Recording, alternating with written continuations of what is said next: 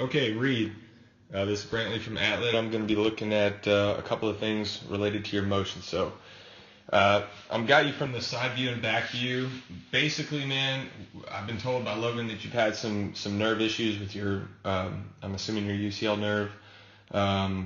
And I'm just going to kind of explain a few things. I'm going to explain the inefficiency in your motion that keeps you from throwing faster, but also has led to this repeat injury that you've been experiencing. So there's actually a lot of things that we can focus on, big picture things that will make big differences for you. So the first thing I want to point out is from the side here, how you set up. So when we're coming here, setting up from the stretch, you're going to see that there's a very wide stance here between your 2 feet. So if you look at the spacing right here, we want to cut this down. And the reasoning is we want our highest point to be at the top of the mound, and we want to use the leverage of the mound to accelerate down the mound. So I talk about this all the time. You can ask Logan or Trey or Jordan. I explain that you're using the idea of a roller coaster on top of a hill, and you want your highest potential energy to be at the top of the hill, and then you want to convert that into kinetic energy as you drive down the mound or the hill, just like the roller coaster analogy. So what we've got to do here is we've got to let you be in a position where you can shift your weight properly and get your energy to move as efficiently as it can in the beginning of your motion. So we need to make your feet be closer, and we need to set you up for the next thing, which is going to be leg drive, where your leg is actually stable because your back leg collapses on you and it causes you some early rotation problems.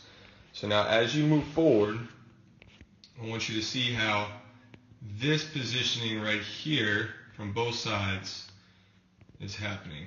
Okay, so you'll notice here from the back view that you're kind of hunched over just a little bit. You actually throw very similar to Chris Carpenter. I don't know if you've ever seen him before, but you got kind of a similar posture and a similar build, so that's a good player comp for you. Some of the problems in excuse me, some of the problems in your delivery are very similar to the problems that happen in Chris Carpenter's delivery. So posture is one thing here, and weight shift is one thing. You'll see that you're leaning back on the side view and you're leaning over on the back view, and you're kind of hunched down on your back leg already. So what I need to do is get you to move your feet closer, get your weight to be your posture to be taller, and make your weight shift be a little bit better in this position here, so that you can accelerate into the next phase, which is going to be leg drive. Another thing I want you to notice is this foot right here is in tight. It's in tight under your front knee. We need that to get out of the way. So it's good that you've lifted your leg straight up, but your front foot is blocking your front hip off from being able to shift you forward and keep you closed as you go down the mound. So what I'd like to see is, if you look at the right view here, I'd like your foot to be directly under your knee, so more closer to where the line is now. And your foot's going to feel more, or your leg is going to feel more relaxed in that position, and then you can get a better acceleration down the mound. So this is all, I'm going in order because everything is a domino effect here, and I'm going kind of quick so that I can show you kind of high level what we're going to be doing here. As you go down the mound, because of that front leg position, you're going to get here. And when you get into handbrake here, I want you to see how this back knee is on the inside of your back ankle. And I'd rather it be closer to here, with your thigh kind of forming an angle like this. And that is going to be what I call back leg stabilization, or your leg drive, all right? You're on the inside of your back leg right now, which means you're going to start to rotate too early as you go down the mound, and you're not going to push as fast as you can down the mound. And this is going to cause you to be in a bad position with your throwing arm and with your front leg as you rotate. All right, so I'm going to kind of explain that. We like the first stuff that I talked about, the weight shift, to help you get this leg to be in a better position at this point. That will help you move down the mound faster and get into this next phase here. All right, 20% of our velocity is going to come from our ability to move sideways. So that's kind of going over high level the sideways part of your motion. All right, we got to fix the beginning to fix the sideways movement. Now I'm going to get into a little bit of your upper body, and then I'm going to get into your front leg brace and rotation, or the last 80% of your velocity that we need to focus on. So your back arm, the reason that we're having problems is that your lead arm action is not it's not spreading wide enough, and it's not with the right intent to let your back arm swing into the right position. So right here at this frame, your back elbow is too low in relation to your shoulder. Okay, and you'll see it from both frames here. So this line down here, okay? I need it to be more like across the shoulder. So I need it to be about right here. Okay, so I need it to be more at this point right here. So in other words, I need your scaps to basically swing your back arm to be higher at the point where you're prior to landing. And if they do that, then your hand's going to be able to get in the right spot.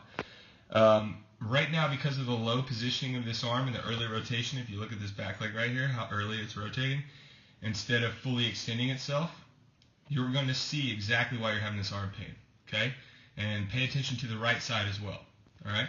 So you're going to start to go into rotation right now, okay? The arm is not up in time, okay? And so now as you're turning, you're going to see the elbow basically stay at the position that it was at in the previous frames. And from the back view, you're going to see that it's going to stay on the right side of your head. We need it to come onto the other side of your head, all right? And we need it to be higher than where it is currently on the left side. This is really everything related to your nerve problems, stress in the elbow, and I wouldn't be surprised if you had anything in your rotator cuff or your lat from this stuff. So right here in the frame on the right, see how this is the high cocked position for you. This is the 90-degree position for you, okay? And so on the left, it's basically right here. Look at how open your shoulders are, and look at how your hand never got behind your head. It never got over here. What that means is your UCL is having to basically accelerate the arm. It's taking most of the force when you're going into maximum external rotation or layback of your arm, all right? So as you start to rotate, you're going to see all the stress come into that elbow, and you're going to see that you don't really lay back very far. All right? You should be all the way back here. And more importantly, this elbow should stay behind your ear when you're getting into that point. So right here, that elbow should be basically back behind your ear. Okay? So it would feel way more relaxed and loose if you got into that position when you were throwing the ball or accelerating your arm than it currently does. And this is the big thing in terms of injury prevention for you. We got to fix this first. All right, so we'll fix that for injury, and we'll fix the back leg drive and rotation for velocity. You'll see this is the last thing I'm going to mention. Because of all the stuff I mentioned in the beginning, you're not in a good position at landing, and you're not in a good position to rotate. So this leg right here, this front leg, which is the final piece of the puzzle when it comes to translating all that speed up the kinetic chain to your hand, it doesn't do the right action on time. So right when you land, you're supposed to be able to brace up your front leg, get into hip rotation, and allow your front leg to extend as you let go of the ball. So in other words, where you are right now on the left side, the leg needs to be like this. Okay? And right now you'll see it staying bent. So then you're going to let go of the ball, and all this force is going to go into the ground. So you've let go, and now you're going to start to extend. So that's why this back leg right here is completely dead. All right, it's not up in that like high finish that most pitchers have where they look like this and they've like pirouetted over their front leg. See how it's just kind of dead on the right side? It's just hanging over here. All right. So in short, man, we need to move your feet closer. We need to change your weight shift and get your front leg out of the way. We need to drive differently with our back leg. We need to swing our back arm up behind our head a little bit further in order to feel more relaxed.